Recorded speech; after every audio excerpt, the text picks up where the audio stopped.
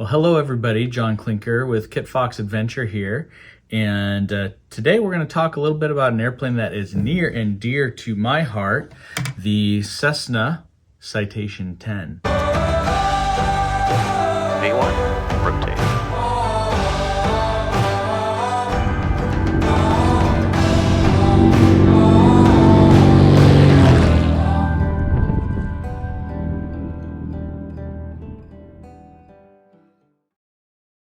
So I have been lucky enough to be flying the Citation X for the last 18 years. One airplane for the same company for 18 years. That is a pretty phenomenal thing in aviation land. To be able to fly the Citation X all these years has just been an absolute blessing. And every time I fly this airplane, I fall more and more in love with it. It is such a fantastic airplane. It's beautiful, beautifully designed. The systems are well thought out. I mean, the engines are gigantic. It is just such a beautiful work of art, in my opinion. So I love talking about it. So I'm going to talk a little bit about it, and specifically about the landing technique for this airplane. It is a little bit quirky. It takes some specific procedures to land it correctly and land it well, while taking into account some of the specifics that make this airplane so great. A little bit of background on the Citation X. It was developed during the 90s. I believe first certified in 1996. And when it was first certified, it was the fastest civilian aircraft ever developed in US history. Only civilian aircraft in the world at the time that was faster than it was the Concorde. And so when the Concorde stopped flying in 2003, the Citation X then assumed the crown of the fastest civilian aircraft in the world. It's been well deserved because it's held that record all the way up until the 10 Plus now came out, which has a maximum cruise speed of Mach 0.935. The Legacy Citation X has a cruise speed of Mach 0.92. So there's the new Gulfstream, like the 650, I believe, has a max Mach of Mach 0.93. And now coming down the pike is the new Global 7500 or 8000, I believe, has a maximum cruise speed of Mach 0.94. So jets just keep getting faster. It's pretty awesome. But still, for the money, I believe there is not a single jet that gives you more bang for the buck than the Citation X. These days you can pick up a real nice Legacy Citation X for about $6 million, and you're still going to be going Mach 0.92, Mach 0.9 all day long. It's a phenomenal airplane. One element that I was always really impressed with, it's a Part 25 airplane. So it's certified to the same standards as airlines. So it's built with all kinds of redundant systems. It's a very phenomenally designed airplane, very well thought out. For example, all of the flight controls are physically connected to the yoke and rudders by cables and pulleys. So there's a physical mechanical connection to the flight controls. Each one of the flight controls has what are called PCUs, power control units, that hydraulically boost the flight controls. However, because there's a direct link to those units, even if you lose all hydraulics to the aircraft, all of the fluid evacuates the airplane. You can still fly the airplane just using the direct control links to the flight controls. It flies like an absolute truck, a very heavy overloaded truck, but you can still wrestle it to the ground in a dire emergency of loss of all hydraulics. It's phenomenal. I love that you can still fly it like a Cessna 172 if you have to in that regard. Hydraulically boosted flight controls, electric flaps, and you can just fly it like any other airplane. It's extremely fast, yet the fact that you can hop in it from connecting the batteries within 5 minutes, you're fired up and ready to taxi. It's built for speed in every regard. So that comes with a extremely swept wing. 37.5 degree sweep on that wing, I believe. And I think the only other airplane, civilian airplane, that has a steeper sweep is the Boeing 747, which makes sense because Cessna, in their wisdom when designing the 10, actually farmed out the design of the wing to Boeing. And if you look closely, the profile of the wing is almost identical to a scaled down Boeing 747 wing. There's no coincidence there. The Boeing 747 is actually a very fast airplane, and the Citation 10 wing almost mirrors the Boeing 747 wing. So again, super critical wing, so it does require some specific techniques as far as flying it, especially with that built-in wing sweep. So let's talk about flying this jet. Let's start with a takeoff. During taxi, you have a tiller, which provides hydraulic nose wheel steering. You also can steer about 8 to 10 degrees of nose wheel travel with the rudder pedals. And then in addition to that, the tiller provides about 80 degrees. So you have a total of about 90 degrees of movement for the nose wheel while taxiing. So you can easily turn it on a dime if you need to. During taxi, you use the tiller for directional control, and you use the tiller to taxi it out onto the runway and get lined up. Pretty standard flap setting is flaps 15. You bring that thrust lever all the way to the stop, to the maximum takeoff thrust setting,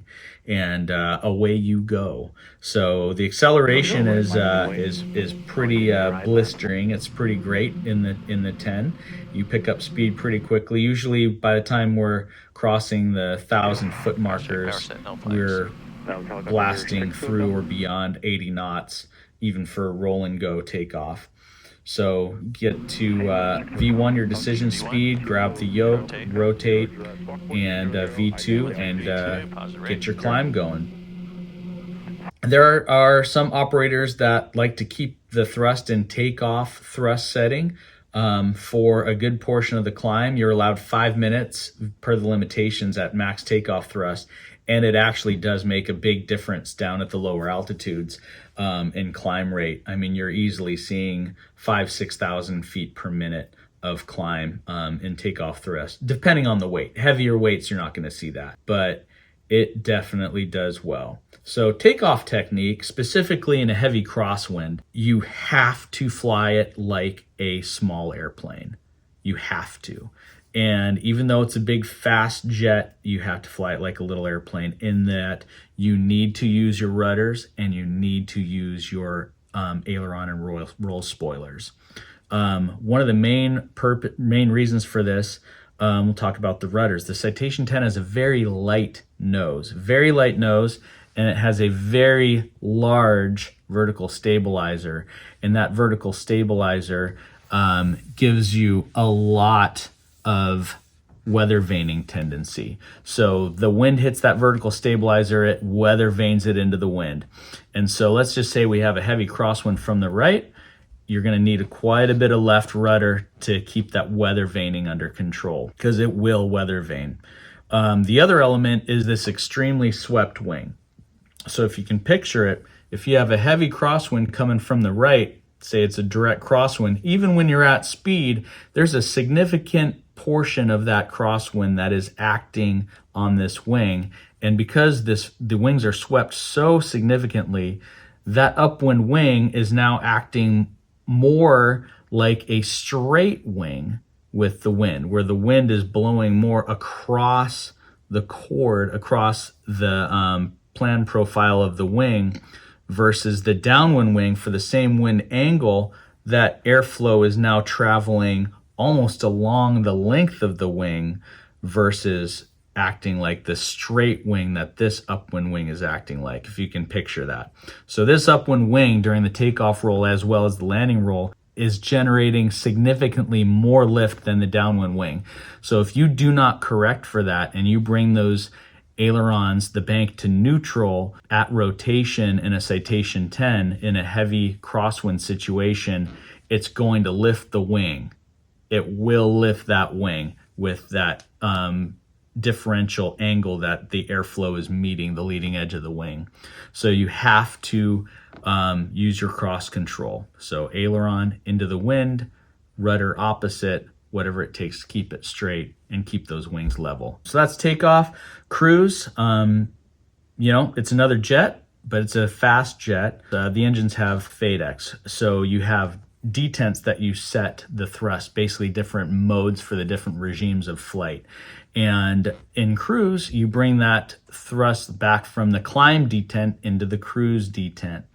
And once it's there, that's the maximum thrust for the conditions for cruise. And typically on any given day, depending on the conditions, that's going to give you, anywhere from Mach 0.88 all the way up to Mach 0.92, depending on the temperature, depending on the altitude.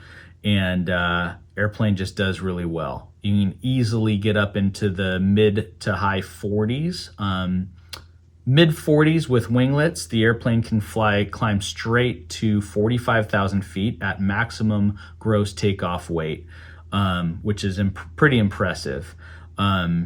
You'll typically have to burn off a little bit of fuel to get up to 47, but at 47,000 feet, you're burning about half the amount of fuel per hour that you're burning down in the low to mid 30s. You can see as low as 1,600 pounds of fuel total burn per hour. So when you're doing 600 miles per hour, that translates to efficiency. So people say the Citation 10 is not an efficient airplane, but it indeed is, because it is so sleek and so aerodynamic and so fast and so slippery through the air.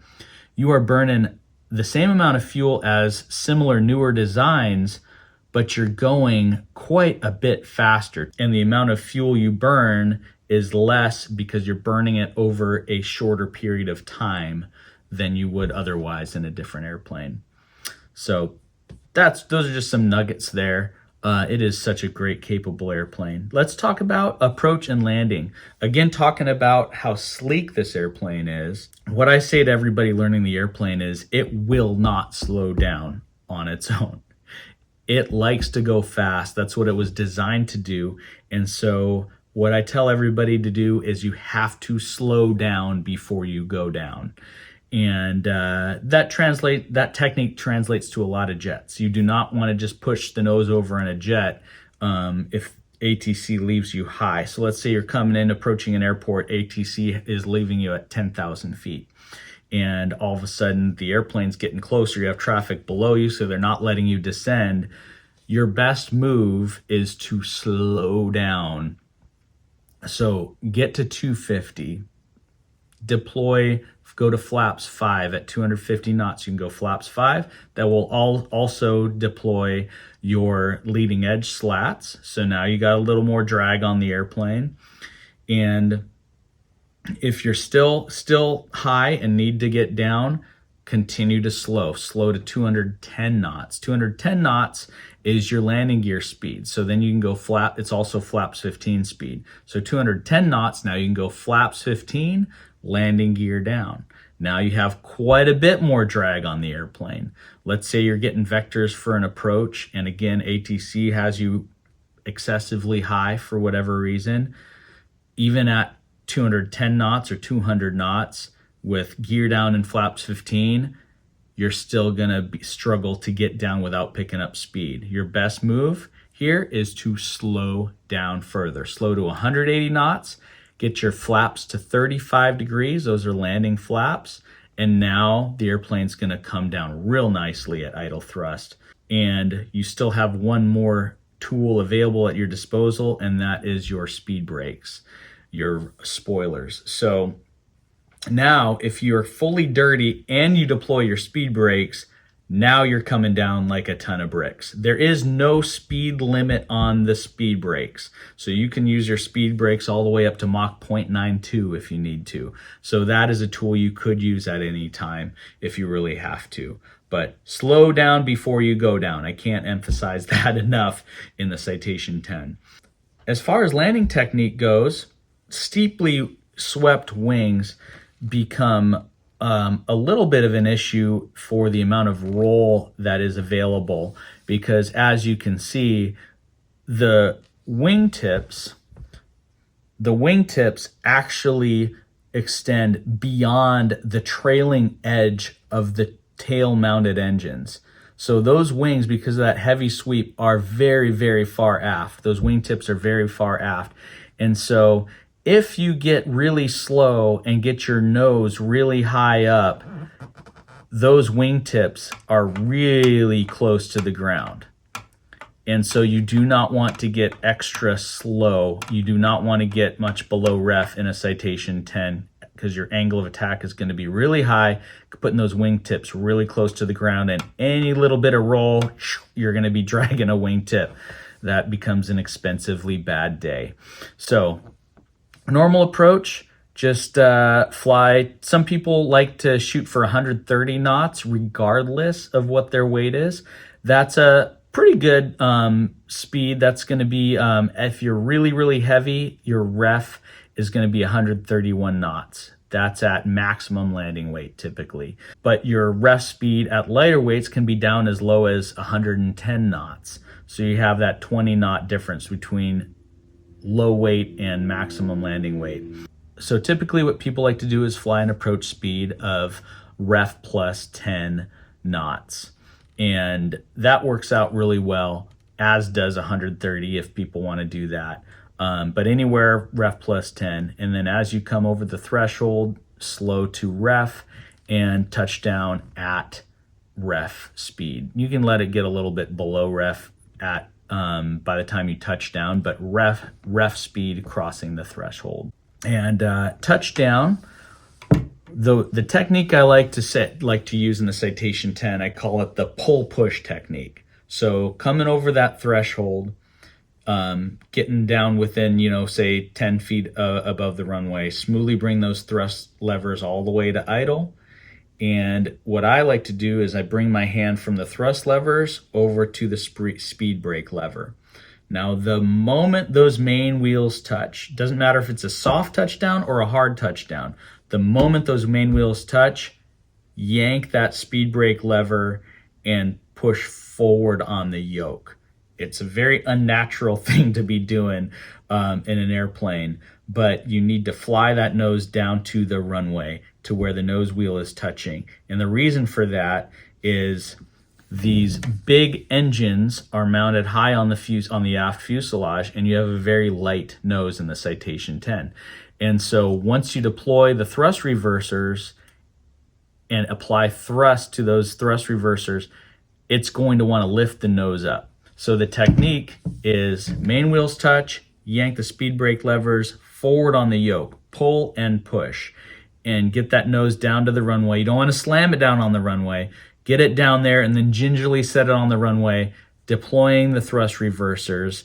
While you deploy the thrust reversers, you have to apply full forward pressure on the nose to keep that nose planted and keep your directional control through your nose wheel steering and the rudder pedals.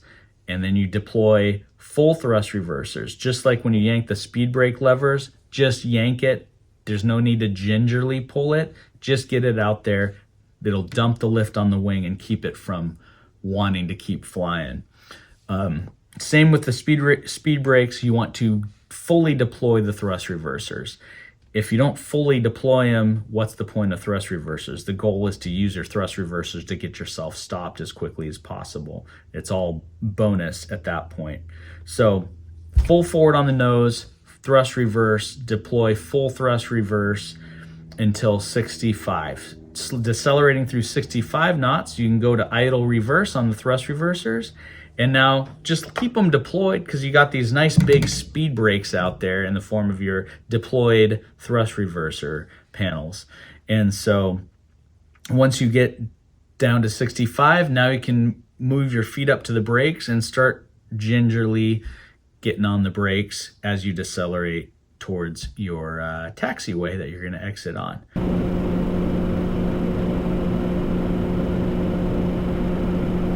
VREF 9, roger.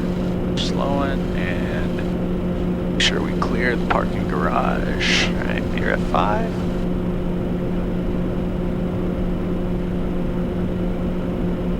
Plus 320 limit tower, Good. 105, runway 27 line wave. All right, VRF1, beautiful. Sure, if I line up weight, you were Got it. Bars broken there. That's it. Line up and weight 27 Alaska 320. Thank you.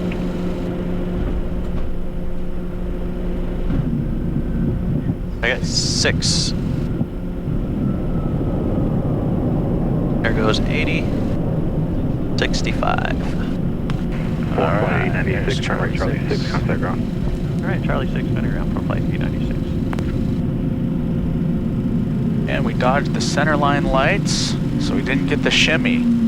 That was totally on purpose. And that technique for me works really well. Again, I am not a Citation 10 instructor. I should probably said this at the very beginning of the video. I am not a Citation 10 instructor. These are all just tips that I have come up with that have worked for me really well. Other people probably have techniques that work even better for them, but this is how I like to fly the airplane. It works well for me. So just like we talked about in a crosswind takeoff, a crosswind landing is even more critical in the 10. You still have, of course, in a heavy crosswind, and I've landed in probably my highest crosswind component. I've had a almost direct crosswind of pushing 40 knots in the Citation 10 at one point, and that total crosswind component on that day was probably about 30 knot direct crosswind component. And again, you have, with that much of a differential lift, you're going to get a differential lift on this upwind wing versus the downwind wing. You have to have some bank into some roll control into the wind, and you're going to have to use rudder to keep it from weather vaning into the wind. So fly your profile. In a heavy crosswind, you're not going to be able to use a lot of bank to control your drift. So as you come on down in that flare, you're going to use your rudder back to line yourself up with the center line. Typically you'll fly crabbed on final, and then as you kick over your rudder, you drop that wing just a little bit, not too much, again, because you don't want to drag that wingtip, but touch down on that upwind wheel or both wheels, kick that rudder, get that nose straight, bring in that aileron into the wind, keep that upwind wing planted just like you would in your 172.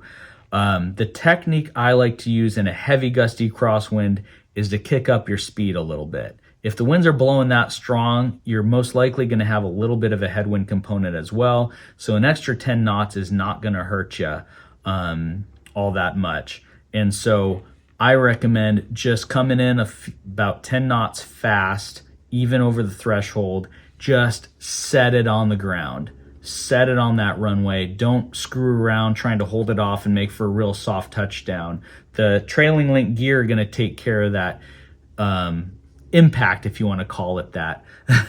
But they're going to take care of that for you, and just kick that rudder, land nice and flat, and without that nose high. You still got to have that nose up. It's an airplane. You got to land it with the nose up, right? Kick it out, set it down, get that nose on the ground, ailerons into the wind, and just keep that correction in there. And of course, the moment those tires touch, yank those speed brakes out, get that nose on the ground for more directional control, deploy the thrust reversers. Thrust reversers are going to add a lot of drag on the tail, help keep you nice and stable. Again, it is a fantastic airplane. I absolutely love this airplane. Even though it's a fast jet. Dimensions are about 70 feet by 70 feet. So it's a pretty good, large, super mid-sized jet, but you can still just fly it like an airplane. You really fly it. And it really is a pilot's airplane. Gosh, I could just go on and on about the Citation 10. I'm not going to, because I'll spare you of all that, all my gushing. But I've been able to, over the last 18 years, just have all kinds of great memories with this airplane, flying with a few different crews over the years. And everybody that flies this airplane for any period of time, I'm sure there are some exceptions, but everybody I've talked to, just like me, falls in love with it. more and more and more. It is an absolutely legendary airplane, and yeah, it has its issues. You know, it's older, the parts are getting harder to find. It really shines in a small Part 91 flight department like we have, where it's flying with pilots that know its quirks. It is a very beautiful, well-designed airplane, and it deserves the accolades, I believe, that I am giving it here today. I have been lucky to be on the development team for Flight FX, who is an incredible aircraft designer for Microsoft Flight Simulator, and they are working on a Citation 10, trying to give them some insight as to how the actual airplane operates and flies, everything down to the sounds of the switches, to what this switch does, what that switch does, how the FMS works. They're doing a phenomenal job, so I'll put in a little plug for it. It's going to be released pretty soon, I would think. So keep an eye out for the Flight FX Citation 10. It's going to be, I think, a pretty phenomenal airplane. And I'm going to keep doing some videos where I fly that aircraft virtually. I think they might even be doing a paint scheme to match ours. So I'm very excited. Stay tuned and let me know in the comments if you guys want any more Citation 10 insights, tips, and tricks, because I've gotten a few of them over the years. So happy to help, happy to share the joy that I have with this airplane. Again, thanks for coming along, and stay tuned, because there's more Citation 10 flying and some more Kit Fox flying here shortly. The Kit Fox just got signed off for its condition inspection, so we're going to be rocking and rolling on the Kit Fox as well. So we got the jet, we got the fast jet, and the slow bush plane, so stay tuned. Lots more fun and adventures to come. Thank you for tuning in.